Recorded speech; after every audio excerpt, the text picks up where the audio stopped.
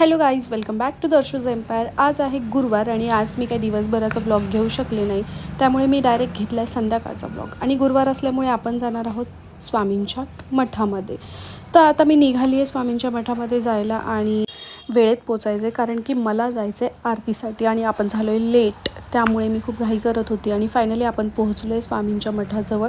बघा किती गर्दी आहे. आणि सगळ्यात आधी आपण औदुंबराच्या प्रदक्षिणा मारणार आहे, कारण की 6 नंतर औदुंबराच्या प्रदक्षिणा मारता येत नाही आणि आपल्याला 11 प्रदक्षिणा करायच्या आहे. आणि आता इथेच वाजलेत 5:30 पावणे 6, त्यामुळे आपण लवकर प्रदक्षिणा करून घेऊ. आणि इथे मी तुम्हाला स्वामी यज्ञची जी जागा आहे ती दाखवते. किती सुंदर आहे बघा. मी स्वामी यज्ञाला बसणारच आहे पुढे, त्यामुळे तुम्हाला दिसेलच की किती छान वातावरण असतं. इथे ह्या ज्या काकू होत्या ना, त्या सगळ्या भजन म्हणत होत्या आणि सॉरी, ते जास्त वेळ घेता नाही आलं. आता फायनली आपण गाभाऱ्यामध्ये प्रवेश करतो आहे आणि बघा आजूबाजूचं वातावरण, म्हणजे खूपच छान. मी एक्सप्लेनच नाही करू शकत, इतकं प्रसन्न वाटतं मला. आणि असं केंद्र, असा मठ मी कुठेच नाही पाहिला. इतका सुंदर मठ आमच्या इथला आहे. आणि हे जे नारळ ठेवलेले तुम्हाला दिसतात ना, हे आपली जी इच्छा असते ती व्यक्त करायची आणि स्वामींसाठी ते नारळ ठेवायचे, असं ते असतं. त्यामुळे बायकांनी आणि माणसांनी नारळ ठेवलेले आहे इथे. आणि मी स्वतःचा व्हिडिओ घेऊ शकत नव्हते, कारण माझा व्हिडिओ घेण्यासाठी कोणीच नव्हतं, म्हणून मी इतरांचंच थोडे व्हिडिओ कॅप्चर करत होते, जेणेकरून तुमच्यापर्यंत सर्व पोहोचवता यावं. आणि इथे बघा, आज ही ताई आरती करते आणि आधी धूपदीप ओवाळून घ्यावा लागतो. आणि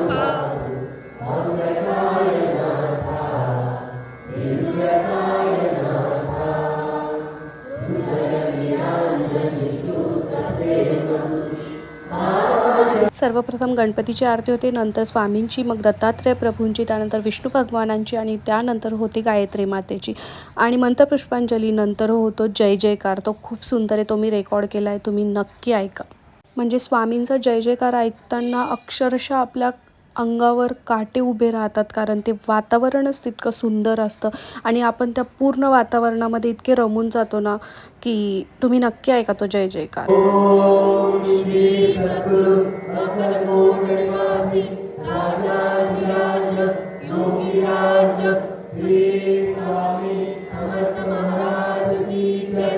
अनंत कोटी ब्रह्मांड नायक भक्तवत्सल भक्ताभिमानी श्रीपाद श्रीवल्लभ विजय दत्त गुरुदेव दत्त समर्थ अवधूत चिंतन श्री गुरुदेव दत्त. ओम श्री गायत्री माता की जय. ओम श्री गुरु महाराज की जय. आरती सुरू होण्याच्या आधी प्रत्येकाच्या हातात एक फूल दिलं जातं आणि इथे तुम्ही बघा की स्वामींच्या ह्या गाभाऱ्यापासून तर औदुंबराच्या झाडापर्यंत जे जे लोक उभे असतात, त्या प्रत्येकाच्या हातातलं फूल हे स्वामींच्या चरणाजवळ ठेवलं जातं. मला असं वाटतं ही खूप मोठी गोष्ट आहे आणि खूप सुंदर गोष्ट आहे. म्हणजे प्रत्येकाची इच्छा ही स्वामींच्या चरणाजवळ त्या फुलांमार्फत पोचलेली असते. इथे आता फायनली मी यज्ञ मंडपात आलेली आणि तुम्ही बघू शकता की गर्दी किती आहे. सर्वात जास्त महिलांचं प्रमाण जास्त आहे, त्यामुळे काही महिला त्या बाजूला आणि काही महिला ह्या बाजूला बसलेल्या असतात. आणि इथे मी प्रयत्न केलेला आहे की स्वतःचा थोडासा शॉट घेण्याचा, कारण खूप ऑकवर्ड वाटतं सर्वांसमोर असं कॅमेरा घेऊन व्हिडिओ करण्यासाठी. आपल्याला असं 2 वाट्या दिल्या जातात, त्यामध्ये धान्य दिलं जातं आणि आपल्याला आहुती टाकायची असते. ओम एकदंताय विद्महे वक्रतुंडाय धीमहि तन्नो दन्ति प्रचोदयात् स्वाहा. ओम एकदंताय विद्महे वक्रतुंडाय धीमहि तन्नो दन्ति प्रचोदयात् स्वाहा. ओम एकदंताय विद्महे वक्रतुंडाय धीमहि तन्नो दन्ति प्रचोदयात् स्वाहा. ओम एकदंताय विद्महे वक्रतुंडाय धीमहि तन्नो दन्ति प्रचोदयात् स्वाहा. ओम एकदंताय विद्महे वक्रतुंडाय धीमहि तन्नो दन्ति प्रचोदयात् स्वाहा. स्वामी समर्थ स्वाहा. श्री स्वामी समर्थ स्वाहा. श्री स्वामी समर्थ स्वाहा. श्री स्वामी. तर इथे आता आपलं हवन झालेलं आहे आणि मग आपल्याला या यज्ञकुंडाला प्रदक्षिणा मारून, आपण जिथे बसलोय तिथून आपल्याला या यज्ञकुंडाला प्रदक्षिणा मारून आपल्या हातात जे धान्य आहे ते आपल्याला एका आसनावर उभं राहून त्या यज्ञकुंडामध्ये टाकायचं असतं. इथे एक मुलगा उभा असतो, तो एक मंत्र म्हणत असतो. म्हणजे आपली वेळ आली की तो एक मंत्र म्हणतो आणि मग आपल्याला आपल्या हातातलं धान्य त्या आगीमध्ये टाकायचं असतं.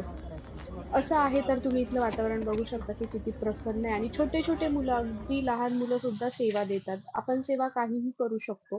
तर इथे मी फायनली घरी आली आणि हा बघा आमचा कोको.